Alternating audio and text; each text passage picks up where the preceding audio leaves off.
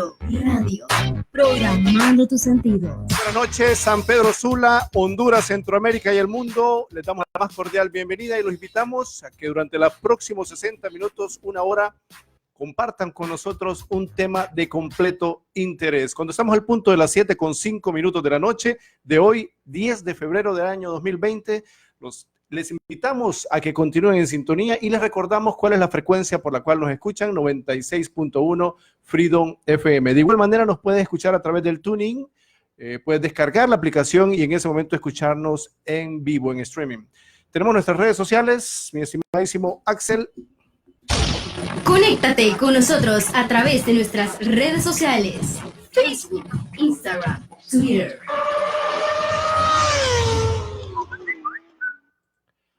Así es, y es que todas nuestras redes sociales están siendo patrocinadas por Cooperativa Usula. Hoy y siempre la cooperativa de todos. Las encuentras en toda zona norte, cada una de sus agencias y sus sucursales completamente dispuestas. Te recordamos, tienen un gran premio, un gran sorteo en este momento. Si tú te acercas a cada una de sus agencias y ahorras un depósito de 500 lempiras, te puedes hacer acreedor a cualquiera de sus premios, incluyendo un vehículo 0 kilómetros. Sencillamente tienes que acercarte a las sucursales de Cooperativa Usula y una vez que estés ahí, depositas, abres tu cuenta, 500 lempiras y con eso te puedes hacer acreedor a los premios que Cooperativa Usula tiene para cada uno de sus afiliados. De igual manera, Facino Salón disponible, si gustas hacerte un corte, secados, planchados, peinados, 33 12 00 44 para que puedas comunicarte con ellos. Hoy tenemos tema de mucho interés y sobre todo estamos en el Día de la Salud. Los lunes los vamos a adjudicar al tema de salud y para ello tenemos la oportunidad de invitar a la doctora Irina Fabiola Calix. Doctora, ¿cómo está? Muy buenas noches. Buenas noches, encantada de estar aquí nuevamente con ustedes para poder aclarar dudas de las personas que nos escuchen y hablar un poco de aquel tema y sobre todo educar sobre el tema de la hipertensión. Así es, y es que ese es precisamente el tema que tenemos preparado para ustedes. Hoy hablamos de la hipertensión. ¿Qué es la hipertensión? ¿Empezamos por ahí? Muy bien, sí, empecemos definiendo. Lo vamos a explicar para que las personas lo entiendan. La hipertensión arterial es una enfermedad de los vasos sanguíneos. Por los vasos sanguíneos pasa el torrente sanguíneo, pasa la sangre. Entonces, ¿qué pasa con la hipertensión arterial? Es la fuerza de la sangre que impacta sobre los vasos sanguíneos que se va haciendo más fuerte y los vasos sanguíneos se van haciendo más resistentes. Entonces, eso es lo que hace que se eleve la presión arterial. ¿Que se eleve o también disminuye? Hipertensión es elevación de Arriba. La presión arterial, sí. La disminución de la presión arterial ya es otro tema, bastante aparte, sí. Doctor, en este caso, ¿cuáles son aquellos factores que influyen en hipertensión? Porque tenemos una estadística alta en nuestro país. Sí, precisamente estaba viendo las estadísticas y dice que 24 de cada 100 personas entre 20 y 45 años padecen de hipertensión y el 60% de las personas mayores de 50 años están padeciendo de hipertensión arterial en Honduras. ¿24% de qué edades? 24 de cada 100, entre 20 y 45 años. Abajo de 45 años, 24% de las personas están propensos o padecen. O padecen de presión arterial. ¿Y arriba de 45 años? Y arriba de 50, dice la estadística, el 60% de las personas padecen de hipertensión arterial. El 60% de la población. ¿Y cuáles son aquellos factores de riesgo que nos hacen padecer de hipertensión arterial? Hemos hablado ya en otros temas que hay un factor de riesgo muy importante ahorita y que es, bueno, hay factores de riesgo modificables y no modificables. Uno de los factores de riesgo bien importante es la obesidad, que nos está llevando a que aquellas personas que aumentan mucho de peso, que tienen algún grado de obesidad, pues padezcan de hipertensión arterial. Otro factor importante es el tabaquismo. Mucha gente ahora, hombres y mujeres casi en iguales proporciones, entonces fuman en grandes cantidades y eso es un factor que predispone a aquellas personas para que padezcan de presión arterial.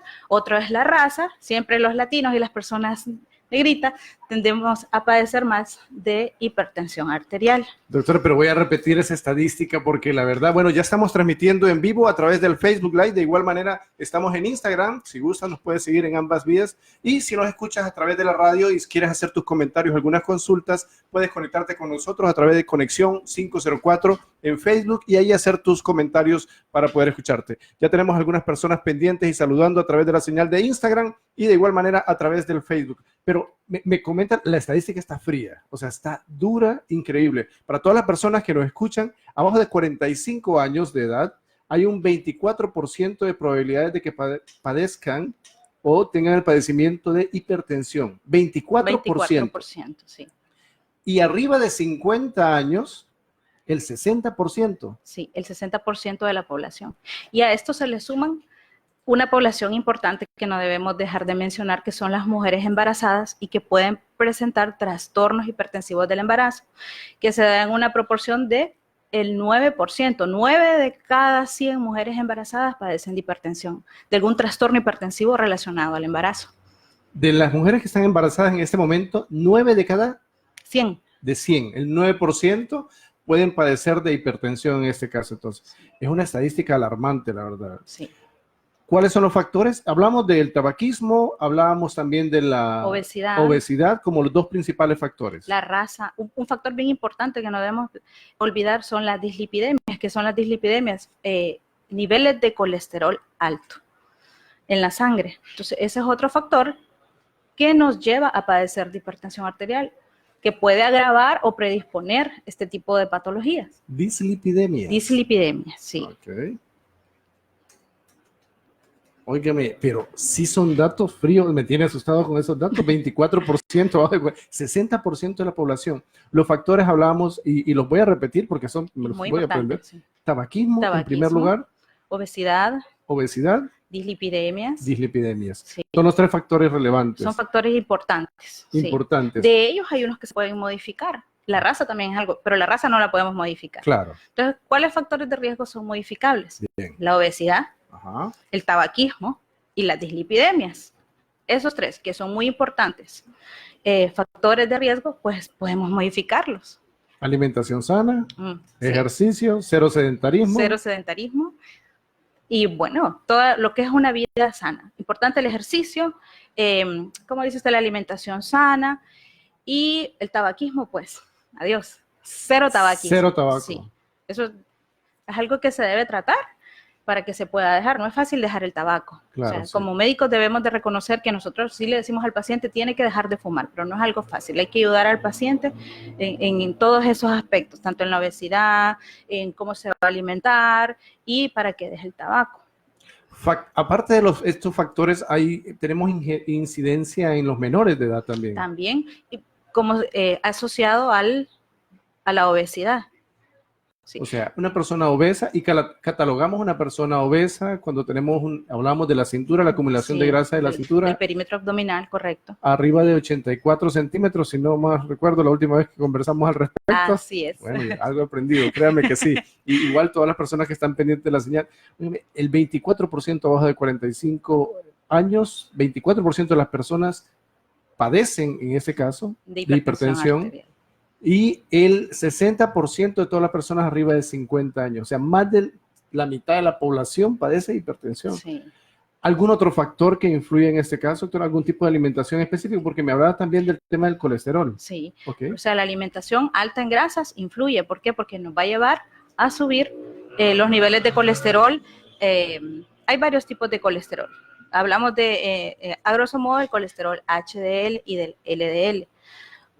Es muy importante regular estos. A veces tenemos el colesterol normal, pero hay un colesterol que es el LDL, para que la gente lo sepa, está alto arriba de esos niveles. Y aunque tengamos alto el colesterol total, que le decimos nosotros, tenemos que hacer una relación entre los 3. Y de lo más importante es mantener los niveles de colesterol LDL en sus niveles normales. O sea, cuando leemos el examen, porque siempre podemos acercarnos y hacernos el examen en cualquier momento, pero hay ese examen donde dice LDL, ahí es donde tenemos que tener mayor atención. Porque a veces la gente dice, tengo el colesterol total, bien, está normal, pero no hemos visto la relación entre los otros 2 que hacen el colesterol total. Y nosotros como médicos debemos explicarle eso al paciente para que sepa y esté pendiente de ese. Ok. Dentro de cuando uno le mide la presión, porque le ponen aquí no precisamente en el brazo, ¿verdad? Para poder tomar la presión, ¿hay alguna estadística? ¿Dónde son los rangos normales? Hay una clasificación, Okay. una clasificación que todos los años se revisa. Y bueno, hay varios niveles. Hablamos de la presión arterial óptima, que es aquella presión que está entre 120 y 75. 120, 75. Sí, esa es una presión arterial óptima. La alta es la sistólica. La diastólica y sistólica. Ok. Sí. Y luego, pues tenemos la presión arterial normal, que sería entre menor de 130 y 80. Ok. Y luego tenemos la presión arterial grado 1, grado 2, grado 3, okay, que va dependiendo de los niveles. La grado 1, 140, 90. La grado 2, arriba de 150, 100. 150, 100. Bueno, y a una presión arterial grado 3, pues es una presión arterial que ya debe presentar muchos síntomas y que nos da muchos riesgos de sufrir enfermedades cardiovasculares, le llamamos nosotros, como ser un infarto, como ser un accidente cerebrovascular, que la gente llama como derrame, y ese tipo. Que ya es cuando los niveles altos o malignos, que les decimos de hipertensión, que son 200 sobre 100, que ya son emergencias realmente y que el paciente debe nivelarse en una institución hospitalaria. En este caso, doctora, ¿a partir de qué presión, de qué grado de presión se requiere medicamento? ¿O cómo lo tratan en este caso? Bueno, el tratamiento tiene que ser bien individualizado y ver los casos. Hay que estudiar primero al paciente para decidir darle tratamiento, ver factores importantes para decidir un tratamiento: qué edad tiene, qué niveles de presión arterial tiene. Obviamente vamos a tomar en cuenta la obesidad, su índice de masa corporal y eso, y ver si hay enfermedades asociadas, como por ejemplo si ya padece de alguna cardiopatía, si padece de diabetes, si es un paciente que ha padecido recurrentemente de dislipidemias, que ha mantenido colesterol, triglicéridos, ácido úrico rápido. Entonces hay bastantes factores y la edad es muy importante también. Ya un paciente que mantenga niveles elevados de presión arterial, hablemos de un paciente joven, que ahorita está muy frecuente encontrar, digamos, una persona, para mí, de 45, 50 años, una persona joven. Sí. Entonces encontramos, encontramos una presión arterial de 140, 90 en un paciente de esta edad. Entonces hay que hacer todo el estudio diagnóstico, o sea, con una presión arterial alta que yo encuentre, no voy a decir que un paciente es hipertenso. Okay. Entonces hacemos varias cosas los médicos. A nivel primario, pues hacemos un monitoreo de presión arterial. Entonces esto la verdad que no tiene una base científica, pero se hace. Se deja que el paciente se tome la presión arterial durante 5 días, mañana y tarde, y se ve la estadística, cómo se va comportando. En la tarde siempre está un poquito más elevada que en la mañana la presión. Eso es algo que varía así porque tiene un ciclo. Entonces, por las mañanas está bien, ok. Entonces, se deja ese monitoreo, pero ese monitoreo tiene que reunir varios requisitos para que sea bueno. Okay. Idealmente, tiene que ser la misma persona que tome la presión arterial con el mismo aparato, preferiblemente que sea con un aparato manual, no digital. Y la posición del paciente es muy importante. Entonces, que el paciente esté sentado, recostado y que preferiblemente yo la hago del brazo izquierdo. Porque la mayoría de las personas son diestras. Entonces, como trabajamos mucho, que nuestro músculo del lado derecho está mucho más desarrollado y eso puede influir un poquito. Entonces, preferiblemente hacerlo del lado de que el paciente no escribe, okay, de su lado dominante. Mismo aparato, misma posición, preferiblemente manual, no digital. Exacto. Y durante 5 días. La misma persona, durante 5 días, día y noche. Eso nos da un parámetro. Luego hay que hacer un monitoreo de exámenes, porque tenemos que ver si podemos encontrar una causa de la presión. O sea, la mayor parte de la hipertensión se le llama esencial, no sabemos cuál es la causa. Simplemente el paciente presenta presiones arteriales elevadas, pero tenemos que hacer una investigación de ese paciente. Tenemos que ver si ese paciente está tomando algún tipo de medicamento, ver en aquellos pacientes jóvenes, por ejemplo, descartar tumores, o descartar algún tipo de patología que nos esté alterando la presión arterial. Entonces, esa se le llama hipertensión secundaria, enfermedad renal, que es muy frecuente, los pacientes, no casi todos los pacientes con enfermedad renal tienen la presión arterial alta. Ver que no hay algún problema hormonal, hay algunas hormonas que ayudan a regular la presión arterial. Entonces, la verdad es que tiene que ser un estudio muy minucioso del paciente. No es que yo voy a venir y tengo un paciente, le hago un monitoreo y digo, no, este paciente es hipertenso y ya le voy a iniciar tratamiento. Entonces, es importante eso. Y también para iniciar tratamiento tengo que ver si puedo modificar factores de riesgo, como la obesidad, por ejemplo, y sí, lo triste de acá es que la cultura nuestra no nos permite ser disciplinados. Entonces, si yo le digo al paciente, usted va a bajar de peso, va a alimentarse mejor, va a dejar el tabaco, las bebidas alcohólicas, o sea, muchas cosas que influyen. Entonces, nosotros podríamos ver, si el paciente es disciplinado y cumple con todos esos requisitos, nosotros podemos ver una mejoría muy buena. El paciente hace ejercicio, no inmediata, pero sí vamos a ver. Tenemos que estar viendo al paciente. Previo medicamento. Previo medicamento, sí, hacer y dejar su monitoreo. Si el paciente no presenta, y dependiendo de la presión, porque si encuentro presiones muy elevadas, encuentro exámenes alterados también, por ejemplo, encuentro que el paciente está con dislipidemia, entonces voy a tratar su dislipidemia. O sea, tenemos que ver un conjunto de cosas. Dislipidemia como tema de colesterol, hablamos, ¿verdad? Correcto. Y precisamente ahí hay un tema, porque no es que tiene que ser la persona gordita cuando hablamos de dislipidemia. No tiene que ser gordita. Hay pacientes que son delgados, que usted los ve y usted piensa que no tienen dislipidemia, pero usted le manda a hacer su monitoreo de exámenes y usted ve que andan arriba, sí. Entonces, ¿qué le puede decir a usted que un paciente sea dislipidémico, que sea delgado, que ese paciente sea sedentario?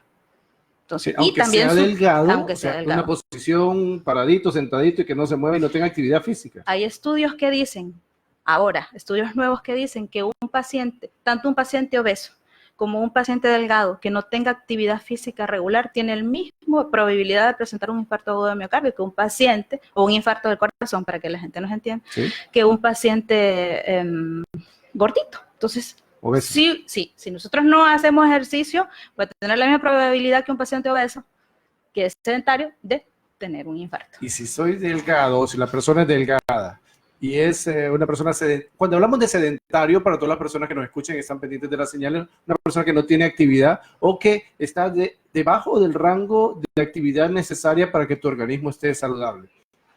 Sedentaria, una persona que aún así que esté delgada, pero que fume o que ingiera bebidas alcohólicas, puede tener la misma tendencia o la misma estadística que una persona obesa en este caso. Correcto.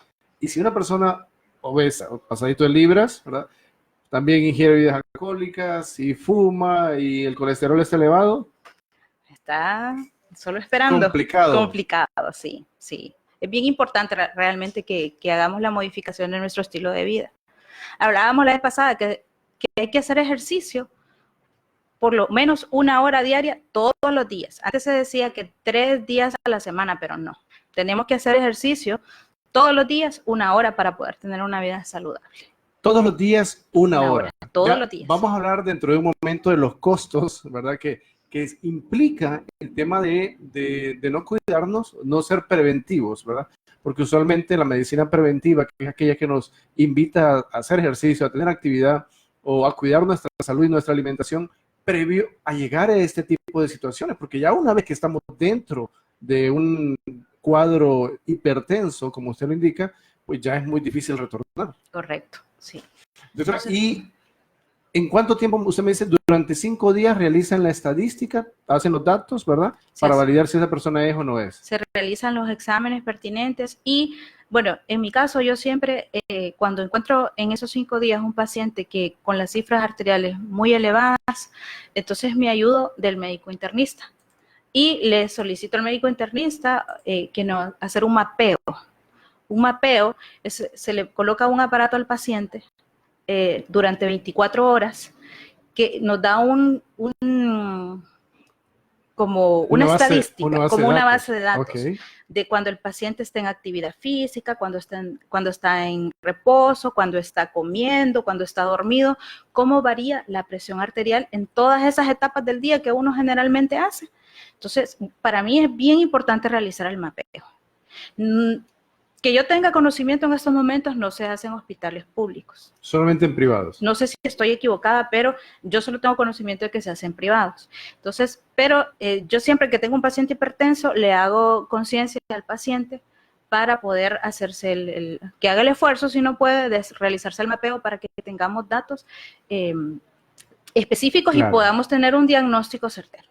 Ya luego de todas esas fases del estudio del paciente, entonces ya se puede diagnosticar un paciente y decidir si iniciamos un tratamiento farmacológico. La verdad que es un dato, óigame, es un proceso completo. Doctora, y que adicional, ya sabemos que la obesidad como tal, la ingesta de colesterol, pero ¿hay algún otro producto que en este caso dispara la hipertensión? Como le hablaba, hay causas, la hipertensión esencial o hipertensión primaria es aquella que no tiene causa. Pero sí tenemos hipertensión secundaria, que por ejemplo puede ser enfermedad renal. La segunda causa de insuficiencia, una de las causas de insuficiencia renal es la hipertensión. Entonces siempre un paciente hipertenso o va a ser hipertenso porque le fallaron los riñones o porque le falló la presión arterial, la tuvo muy alta. Hay enfermedades también vasculares de los riñones que producen infartos en la vascularidad del riñón y que eso conlleva posteriormente que el paciente sea hipertenso. Medicamentos como los esteroides, por ejemplo, pueden producir aumentos en la presión arterial, tumores a nivel cerebral, pueden producir aumento de la presión arterial.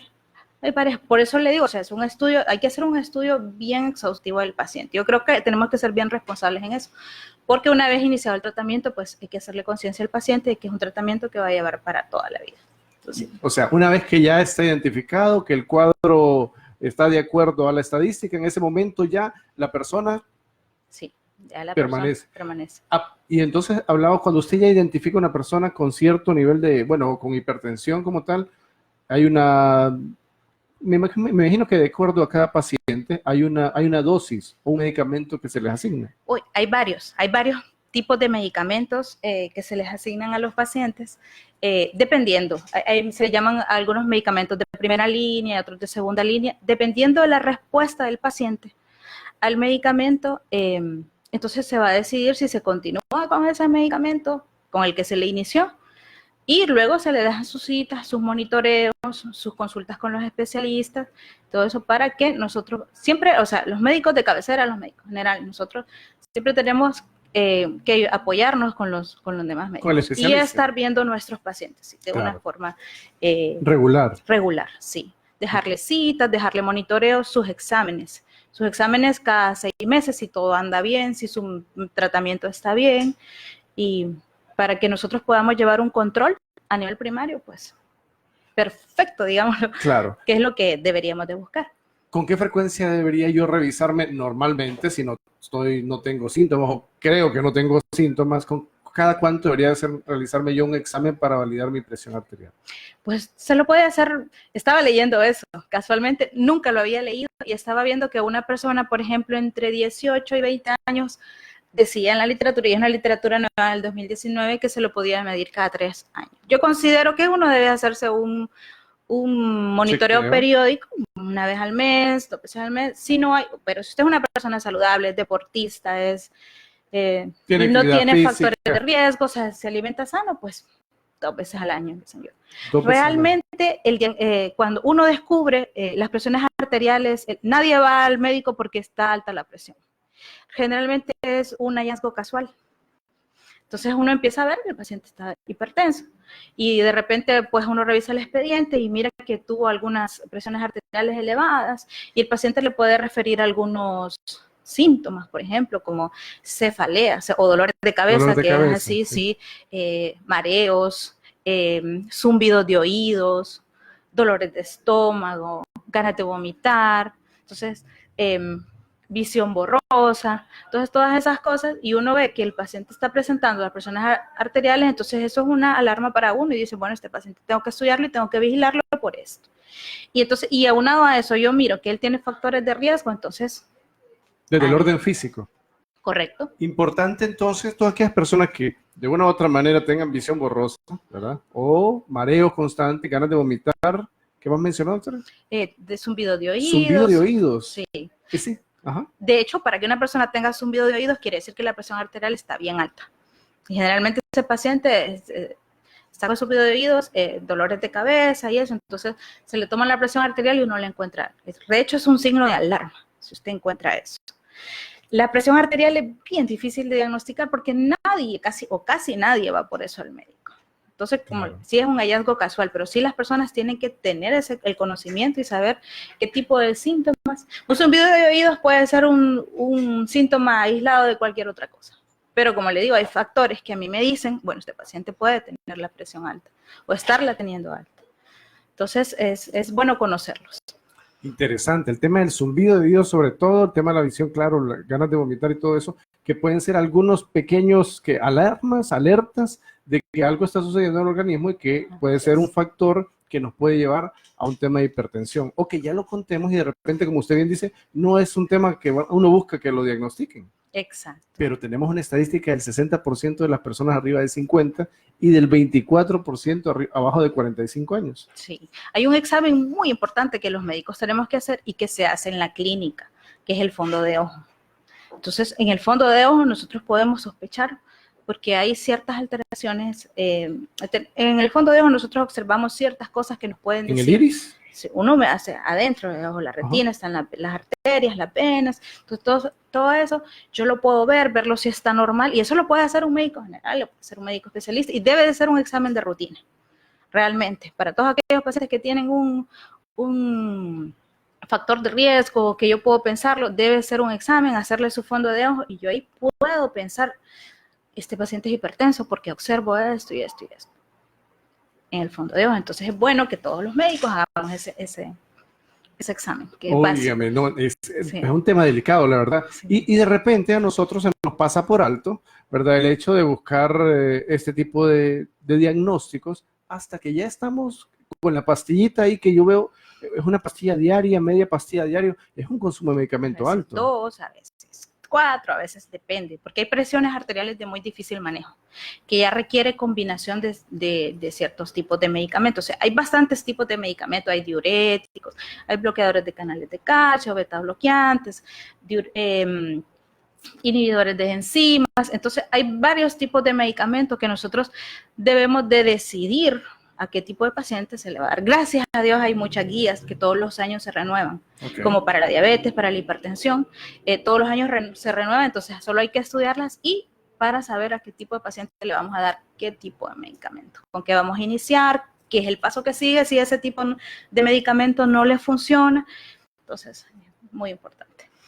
Si alguien ya le diagnosticaron en este caso hipertensión o hay ciertos factores que nos llevan a eso, hay maneras naturales, como bien decía, la dieta, un consumo controlado de alimentos, hacer ejercicio, ¿pueden revertirse? ¿Hay cierto momento en el que podemos revertirlo o no? Podemos llegar a tener niveles normales, pero cuando un paciente ya se diagnostica con hipertensión arterial, ese paciente sabe que para toda su vida se va a tener que cuidar, porque el hecho, y siempre es algo que les recalco mucho a los pacientes, el hecho de que su presión arterial esté normal no quiere decir que él no sea hipertenso. Está normal, 1, porque está tomando su medicamento, 2, porque se está cuidando, está haciendo ejercicio y eso.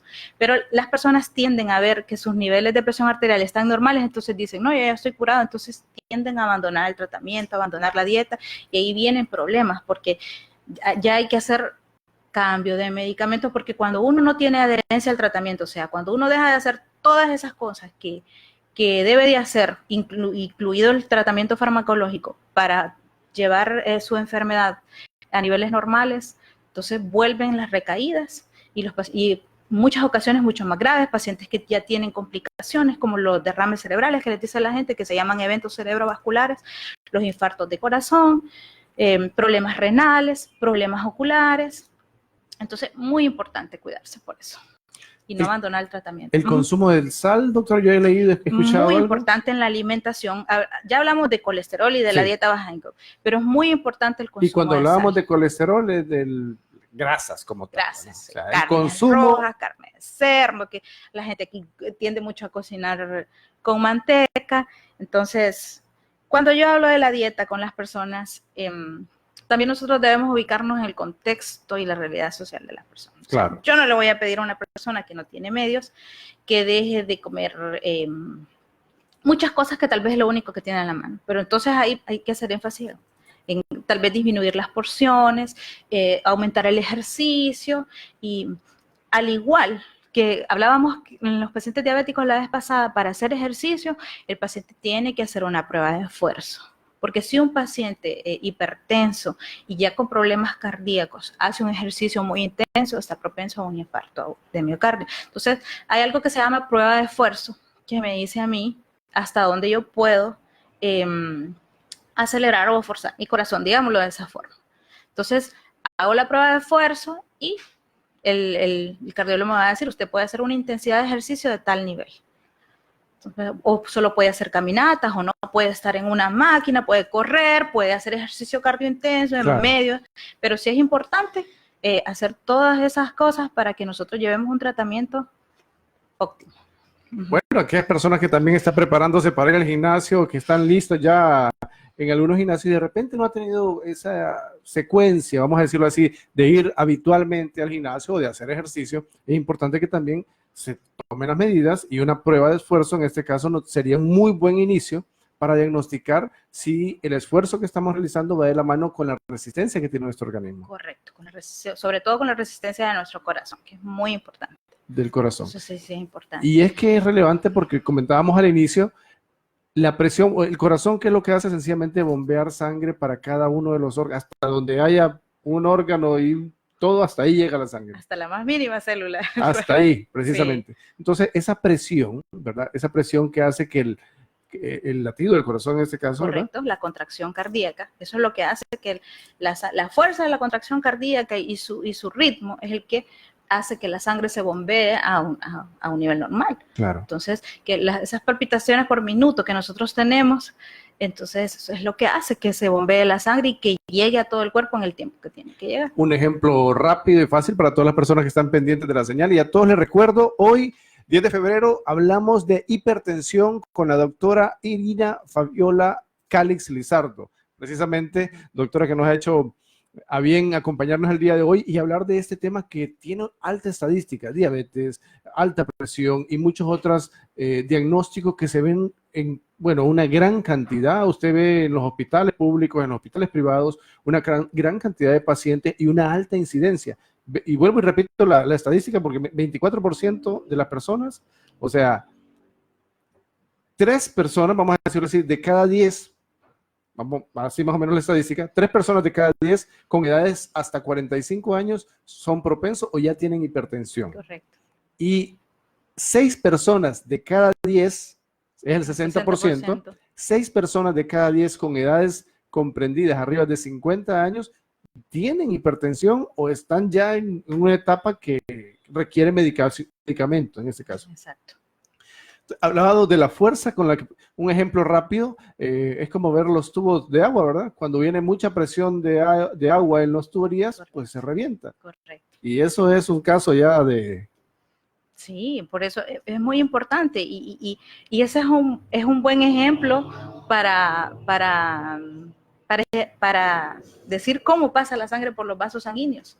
Si la sangre viene con tanta fuerza como en los tubos de agua y los vasos sanguíneos no tienen aquella flexibilidad y la sangre logra vencer la presión del corazón, es ahí cuando se revientan y se producen los infartos. Ahí hay una parte muy importante de la hiperlipidemia, que es lo que llamamos aterosclerosis. ¿Qué pasa? Los vasos sanguíneos pierden elasticidad porque el colesterol se empieza a acumular en las paredes de los vasos sanguíneos, entonces el vaso sanguíneo se vuelve duro. Entonces la presión de la sangre es tan fuerte que lo revienta. Me encantó el ejemplo que dio del... Está bien. Sí, bueno, sí. Bueno, no, interesante. Sí, entonces, el colesterol que está en la sangre, porque al final es minerales y sangre lo que requiere el organismo para poder vivir. Entonces, cuando eso sucede, se acumula en las paredes de las arterias o de los vasos sanguíneos, ¿verdad? Y eso la solidifica. Exacto, la ponen dura, hace que se pierda la elasticidad y se vence la presión de ese vaso. La sangre viene con fuerza, entonces se vence la presión del vaso y es ahí cuando suceden los infartos a nivel cerebral, a nivel cardíaco. Entonces, por eso, o sea, si usted mira, todo se encadena, digamos. Claro. Entonces no podemos dejar de lado una cosa o la otra, porque todo es importante, todo es parte de la enfermedad, del tratamiento y de los riesgos y las complicaciones que pueden conllevar si descuidamos una o la otra cosa. Interesante. Y al final todo radica en nuestra alimentación y en el sedentarismo o la falta de actividad física. Sí. Por eso es importante, todos los radioescuchas y cibernautas que están pendientes de la señal, hay que hacer ejercicio, hay que buscar la manera de salir a hacer una caminata y de hacerlo con cierta regularidad. Y sobre todo cuidar nuestra alimentación. Muchas de las personas que de repente están escuchándonos no tienen el hábito de hacer ejercicio, y no solamente el hábito, de repente no han asistido a un lugar, un centro médico donde pueden realizarse este tipo de exámenes. Correcto.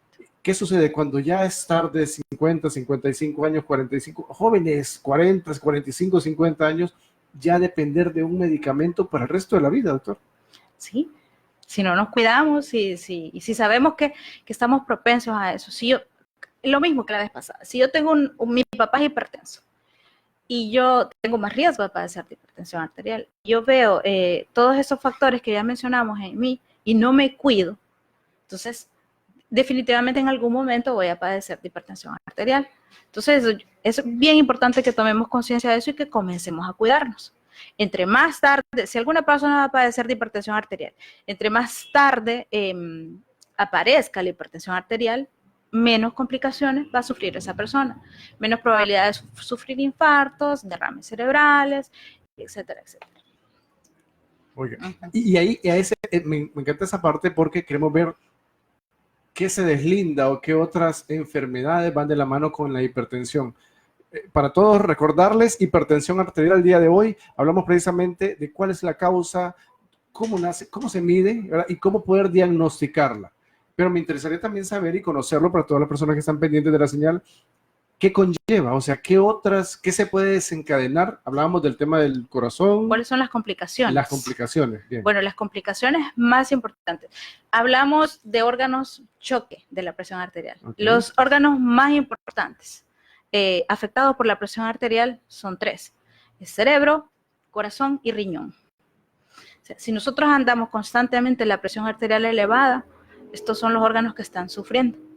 Cerebro, corazón y riñón. Sí. O sea, el daño en el riñón puede deslindarse de la hipertensión en este caso. Sí, si yo soy hipertenso y no me cuido, puedo sufrir una insuficiencia renal.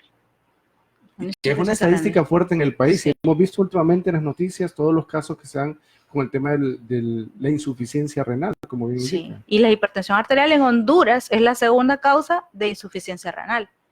La insuficiencia renal y la hipertensión son enfermedades que van de la mano. Entonces, hay que tener mucho cuidado con eso.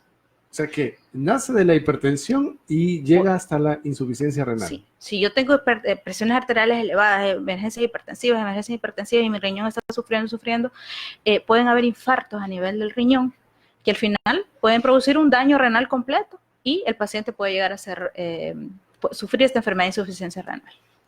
Igual puedo tener, si mi presión está muy alta, por ejemplo, y puedo sufrir infartos cerebrales. Solo quiero detenerme ahí un poquito, doctora. En la insuficiencia renal, decimos el nombre y sabemos que son los riñones y es insuficiencia renal, pero en sí, ¿qué es la insuficiencia renal? Así rápidamente. Bueno, rápidamente, los riñones son los que se encargan de desintoxicar todas las sustancias que son tóxicas para el cuerpo. Coca-Cola, colas, azúcares. Todos. Hablamos de nitrógeno ureico, todos esos son derivados de las cosas que nosotros comemos, el nitrógeno ureico, la creatinina, que son sustancias que están en el cuerpo y que el riñón se encarga de purificar para que no sean tóxicas para nosotros. Okay. Entonces ¿filtra? Filtra, igual filtra electrolitos, sodio, potasio, en el riñón se producen hormonas, o sea, el riñón tiene un montón de funciones. Entonces, todas esas funciones, igual el riñón es uno de los órganos reguladores de la presión arterial. Entonces, por eso es que le digo que esas enfermedades van de la mano. O sea, si nuestros riñones están malos, todas esas sustancias tóxicas se van a empezar a acumular en nuestro cuerpo, entonces, y vamos a empezar a tener problemas derivados de eso. Entonces, por eso es la diálisis, para poder purificar la sangre de todas esas sustancias, para poder regular la presión arterial, bueno, tantas cosas. Y la diálisis es cuando ya conectan toda la sangre, el torrente sanguíneo directamente y pasa por el filtro la máquina. Sí, correcto, esa es la hemodiálisis. Hemodiálisis. Hay 2 tipos de diálisis, porque puede haber insuficiencias renales agudas. Entonces, que se pueden derivar de una deshidratación, de una diarrea y eso es reversible. Entonces, y está la hemodiálisis, que es, está la diálisis peritoneal, que es algo temporal que se le hace a los pacientes mientras se les realiza su fístula y se les hace ya una hemodiálisis. Ese es previa, entonces. Sí. Entonces, esa insuficiencia renal, ¿qué otros? El tema del ojo, el tema del cerebro, el tema del corazón y riñón. El ojo también es bien afectado por la presión arterial. Bueno, tenemos los infartos cerebrales, los que ya sabemos que un infarto cerebral es pues una enfermedad que va a traer muchas secuelas también, porque hay pacientes que quedan parapléjicos, paralíticos, no se pueden mover, no pueden ir al baño, no pueden realizar sus funciones diarias normales. Entonces, puede ser reversible o no pueden ser reversibles los infartos cerebrales. Igual que las enfermedades de corazón, que también es otro órgano muy afectado, que empiezan las insuficiencias cardíacas, que primero la izquierda, que después la derecha, que los infartos. Entonces, todo eso va deteriorando la salud del paciente. Los problemas de visión también, que si el paciente no se cuida, pues inevitablemente va a tener problemas visuales. Y vemos una gran cantidad de personas que salen de repente, no derivado al 100% del tema de la presión arterial, pero sí en muchos casos con una estadística tan alta. Correcto.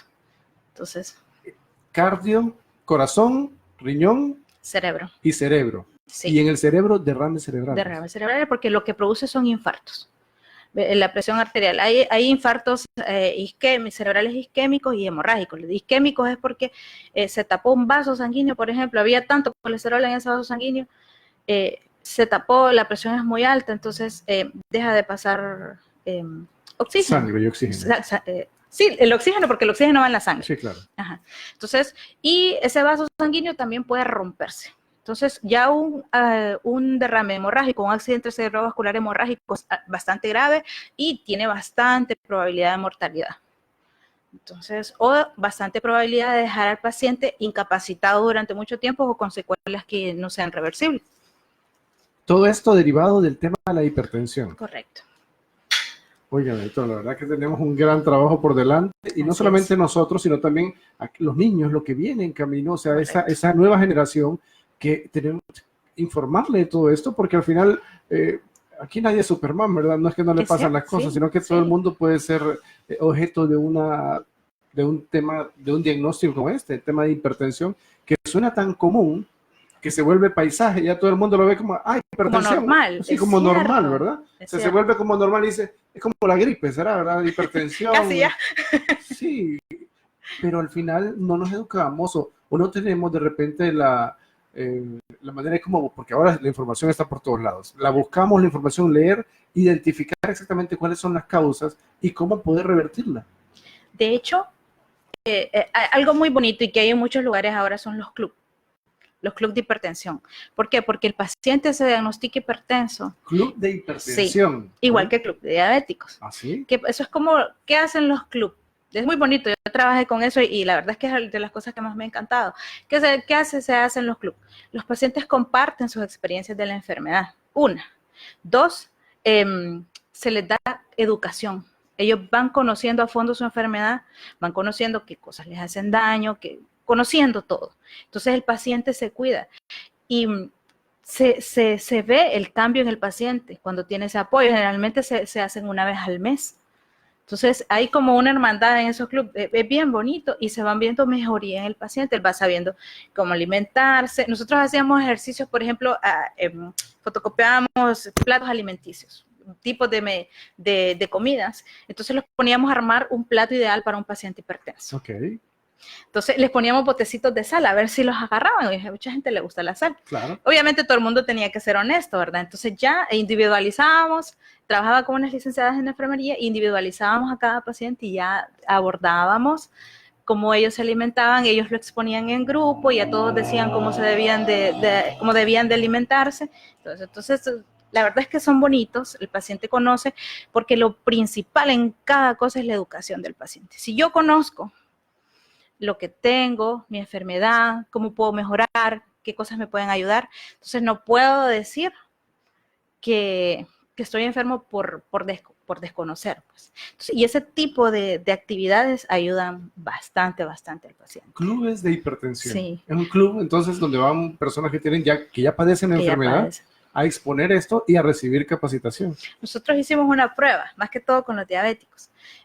Llevamos por 6 años el club de hipertensión y el club de diabetes. Y empezábamos a hacer glucometrías en el club de hipertensión y vimos que al pasar el tiempo, los pacientes iban mejorando sus glucometrías. Entonces, el nivel de azúcar en la sangre. El nivel de azúcar en la sangre. Okay. Entonces, es bonito y ayuda bastante al paciente. Yo creo que si nosotros vemos o identificamos en una clínica como médicos que tenemos una población bastante alta de hipertensos, invitarlos. A la gente le cuesta ir. ¿Por qué le cuesta hacer tiempo? Por la cultura de nosotros de que pereza de ir. Pero uno le va haciendo conciencia al paciente, se hacen actividades. O sea, yo creo que es como una responsabilidad del médico hacer eso y se ven los frutos. Es muy bonito. Y actualmente en San Pedro Sula, doctora, ¿tiene conocimiento de algún lugar donde se realizan los clubes de hipertensión? ¿O? Sí, en el Seguro Social sé que se realizan clubes de hipertensión, diabetes, del adulto mayor. Entonces sí hay lugares. Importante, entonces, todas aquellas personas que ya padecen de la enfermedad, entonces es importante acercarse precisamente por 2 temas. Para capacitarse, ¿verdad? Correcto. Y para compartir esas experiencias e identificar de la vivencia de la enfermedad, cuáles son aquellos factores que pueden desencadenar una hipertensión o que pueden llevar a controlarla en este caso. Es correcto. Tema de alimentación, me imagino que es fundamental con el ejercicio que nos comentó. Fundamental, el ejercicio. Se les enseña a hacer ejercicios que pueden hacer ellos, dependiendo de la edad. Entonces se les enseña, se hace un día de Zumba, por ejemplo, y vamos a hacer ejercicio, todo el mundo va preparado. O sea, es lindo, la verdad. A mí me encanta esa parte. ¿Y con qué frecuencia usualmente se reúnen? Nosotros lo hacíamos una vez al mes. Aquí no tengo conocimiento de con qué frecuencia lo hacen, pero nosotros lo hacíamos una vez al mes. Una vez al mes. Sí. ¿Y para participar o para llegar sencillamente que notarse y porque no hay ningún costo? No, nada. Ahí no tiene que haber ningún costo. Es como parte de un servicio, yo creo. Si usted tiene sus pacientes hipertensos, entonces es como una bonita experiencia con ellos. O sea, hacerlos, educarlos, porque es parte del tratamiento realmente. Del tratamiento. La adherencia al tratamiento depende mucho de la educación que se le dé al paciente, de la conciencia que se le haga de su enfermedad. Igual, idealmente, deberíamos de apoyarnos en este tipo de casos en un psicólogo. Lamentablemente es un poco complicado, pero ya debería de ser una cultura. Nosotros tengo mi paciente hipertenso, es una enfermedad crónica con la que va a tener un tratamiento toda su vida, entonces que el psicólogo nos ayude a hacerle conciencia a ese paciente. Hacerle conciencia de los métodos de alimentación, de que tenga la realidad, o sea, que esté apegado a la realidad de que ya tiene esta enfermedad y que requiere atención para poder salir de ella o para poder controlarla en este caso. Sí, en primer lugar de que acepte la enfermedad, porque cuando usted le dice a un paciente es hipertenso y tiene que tomar medicamento y llevar un estilo de vida de aquí en adelante totalmente diferente, hay pacientes que entran como en shock y dicen, o no aceptan eso, entonces dicen, no, yo no voy a tomar medicamento para toda la vida, yo no voy a llevar ese estilo de vida, entonces por eso el psicólogo nos ayuda a hacerle conciencia y en esa parte de aceptación de la enfermedad. Es bien importante. El acompañamiento entonces del psicólogo para que pueda apoyar desde el punto de vista mental, ¿verdad? O sea, de trabajar con la parte emocional de la persona y que pueda salirse o controlar en este caso. Me llama mucho la atención, los clubes de hipertensión no tenía conocimiento de que existían y que te realizaban estas bonitas actividades, que al final ayudan a capacitar a las personas y que se den cuenta de cuál es el estado real que se tiene en este caso. Así es. Rápidamente quiero comentarles algunas de las personas que están pendientes: Dalia Urquía, Gabriela Tábora, André y la doctora Gracia, que siempre está pendiente de la señal. En Instagram y en Facebook también tenemos algunas personas que están pendientes y quiero aprovechar. Glenda Padilla, tenemos Juana Rita, Nefi Alexander, Amy Rosa, Alejandra Chinchilla, Elvia Lanza, Reyes, Lourdes Argueta, y son las personas que están pendientes. De igual manera, saludar a alguna: Amy Rosa, Elvia Lanza, correcto, Yesenia Amador, Yolanda Enríquez y Alejandra Chinchilla, que están pendientes de la señal y precisamente atentos a todos los comentarios que estamos haciendo con respecto al tema de hipertensión. Si habláramos de hipertensión como un diagnóstico, ¿qué encuentra, digamos, usted en este caso en los seguros, en el Seguro Social o en los diversos centros de atención médica? ¿Con qué frecuencia? ¿Qué tanto de la población que asiste, en este caso, a estos centros médicos se diagnostica? O sea, ¿qué tanta frecuencia hay? Porque tenemos algunas especialidades, o se conocen algunas especialidades que tienen mayor grado o más grande la atención de pacientes con estas enfermedades. ¿Se conocen en ese momento? No, así como datos por atención, no. Yo no, al menos no lo tengo. Lo que sí tengo es la estadística que le mencioné al inicio, que era precisamente de Honduras, que es alta. Y lo comento, doctora, porque son especialidades que requieren que tienen mayor demanda. Sí. Entonces, cuando teníamos el tema, es internista, ¿verdad? El médico internista como tal la especialidad. Esa especialidad en particular tiene una demanda bien alta en cada uno de los centros médicos. Es que de hecho el médico internista es como básico en un centro médico, porque es el que maneja muchas patologías, complicaciones. Entonces siempre es importante, yo siempre pienso que es importante tener de la mano un médico internista que nos pueda apoyar. Hay muchos pacientes que solo pueden tener acceso a la atención primaria. ¿Qué es atención primaria? Van con el médico general en los centros de salud. Van con el médico general, pero es importante que ese médico general tenga la ayuda de un médico internista, porque la demanda es tan alta que un solo médico internista en un centro de salud no se va a dar, pues. Entonces, que el médico priorice qué tipo de pacientes va a ir refiriéndole al médico internista para el que ayude, y el médico internista al cardiólogo o a otro especialista.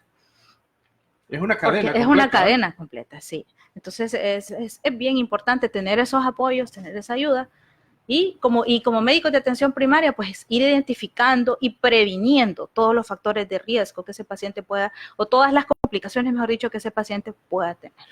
Interesante. Sí. En los centros de salud yo puedo acercarme, que me hagan, la toma de presión arterial se hace, ¿verdad? La toma de presión arterial se le puede, una persona va al centro de salud, a enfermería, y le pide a las enfermeras que le tomen la presión arterial y ellas lo hacen. Y se le puede pedir también que hay que ir con cierta eventualidad, guardar los diagnósticos y empezar a hacer un análisis. Sí, de hecho cuando yo tengo un paciente que tiene riesgo de hipertensión arterial, yo le doy una libretita. Entonces le digo, bueno, usted va a ir y le hago toda la explicación, claro, ¿verdad? Claro. Le hago el cuadrito, le pongo la hora, la fecha y los niveles de presión arterial para que en el centro de salud le puedan medir sus niveles, pongan hora, día y todo. Porque así llevamos un control más exacto. Igual, si yo ya veo y tengo sus niveles de colesterol, igual le hago una libretita y le voy anotando fecha, cómo va variando y todo, porque es bien importante que el paciente tenga conocimiento de eso. Y es bien importante ponerse al nivel del paciente. O sea, si yo tengo un paciente, por ejemplo, que no puede leer y escribir, hay mucho problema en la adherencia al tratamiento en eso, porque un paciente como no puede leer y escribir y generalmente le da pena preguntar o decir, entonces yo tenía unas calcomanías para mis pacientes que no podían leer y escribir. Y les ponía, por ejemplo, un sol en el sobrecito para que ellos supieran que se lo tenían que tomar en la mañana, y una luna para que supieran que era por la noche. Entonces, y eso da muchos resultados. Es que uno tiene que ingeniárselas con los pacientes. Entonces, me ha tocado bastante trabajar con pacientes crónicos, de hecho me encanta. Entonces, he ingeniado para poder apoyarlo, porque es parte importante. Sí. Claro, y son rasgos que de repente no contempla, bueno, ¿verdad? Porque creo que todas, ¿verdad? Pero al final el paciente sabe leer, ¿verdad? Sabe interpretar. Si es sí, exacto. Ok, perfecto, entonces la metodología es distinta.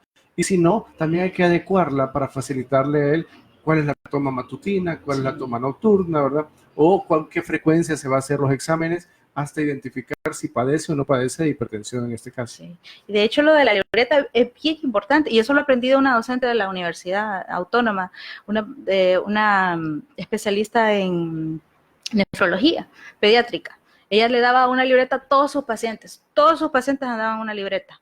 Entonces, si el paciente caía enfermo, iba a un centro de salud, a otro hospital, y tenían su control. Entonces, y ellos sabían si tenían mucha educación, y eso me encantó mucho, claro, de ella, me marcó, porque igual... Entonces lo aprendí de ella y yo lo hago con mis pacientes. Precisamente, y eso es lo que se busca, ¿verdad? Y también nosotros, a través de los potentes canales de la 96.1 de Freedom y de tu programa Conexión 504, que buscamos educar, capacitar y orientar a la población precisamente de estos temas que requieren mucha atención y que de repente los dejamos a un lado como no tan importantes. Le prestamos atención mucho a lo que está por venir, a estas situaciones que de repente están ahí, pero descuidamos lo más importante, que es nuestra propia salud. Así es. Hasta que nos vemos en riesgo. Así es. Ya por finalizar el programa, doctora, algunas recomendaciones, en particular a aquellas personas, en primera instancia, que aún no padecen, y en segunda parte ya los que ya tienen conocimiento de este padecimiento.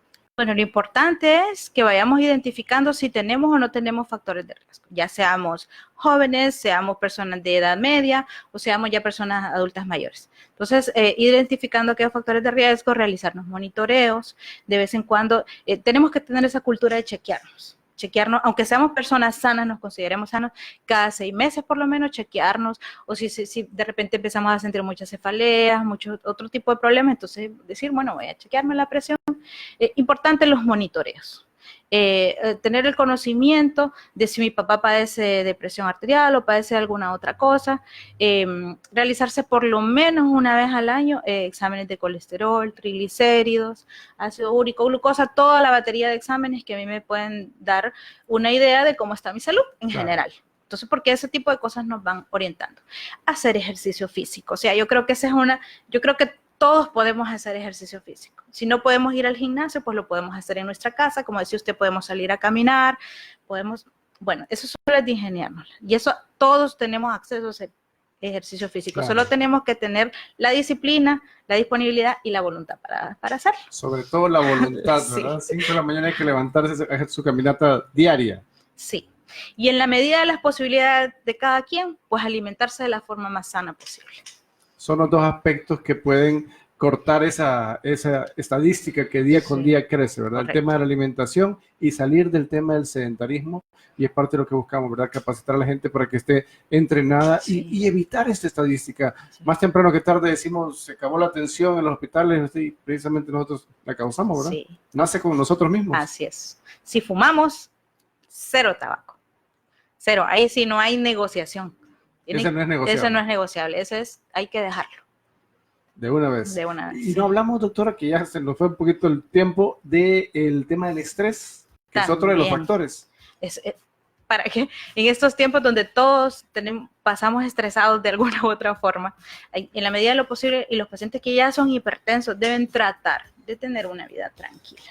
Serena. O sea, serena. Es a veces complicado. Bueno, es cuestión de mentalidad, la verdad, de irnos educando y todo está en la mente, decían por ahí. Claro. Entonces, trabajar los niveles de estrés, porque sí, acordémonos que los niveles de estrés nos hacen producir sustancias que nos estresan, que hacen que se inflamen partes de nuestro cuerpo, entonces hay que nada mejor que fluir. El ejercicio, ¿eh? Y nada mejor que el ejercicio, porque el ejercicio no hace la otra parte, producimos endorfinas, estamos de mejor humor, quemamos calorías, entonces el ejercicio es como la parte que contrarresta el estrés. Interesante. No, sí. La verdad que es básico. Agradecerle, doctora, la verdad que ha sido una conversación bien productiva y sobre todo nos ha instruido mucho sobre el tema de la hipertensión, que es una estadística altísima para el país. No me voy a cansar de repetirla, 24%, o sea, 3 personas de cada 10 abajo de 45 años y 6 personas de cada 10 arriba de 50 años.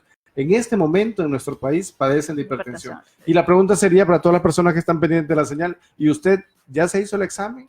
¿Ya sabe si padece o no padece hipertensión? Y si está dentro de estos rangos, es importante que busque atención y sobre todo que de una u otra manera corrijamos esas desviaciones que nacen con el tema alimenticio y sobre todo saliendo del sedentarismo. ¿Mensaje final, doctora? A cuidarnos, a hacer ejercicio, a alimentarnos bien, a mantenernos felices, que eso ayuda mucho, y pues a contrarrestar todos aquellos factores de riesgo que podemos modificar y que nos van a ayudar a tener una vida saludable. Sus redes sociales para que la busquen, consultas, preguntas. Irina Fabiola Calix Lizardo, sí me encuentran en Facebook y en Instagram igual. Completo. Sí, completo, ahí estoy disponible. ¿Algún correo para que le puedan enviar un correito? Irina Fabiola C con B pequeña Fabiola @gmail.com. Ahí está. Sí. Están los métodos para que puedan escucharla. De igual manera, comentarles rápidamente, a partir de mañana Food Truck City está completamente disponible, así que pueden acercarte, ubicado aquí en el Boulevard Micheletti, escasos 30 metros de la Kielsa.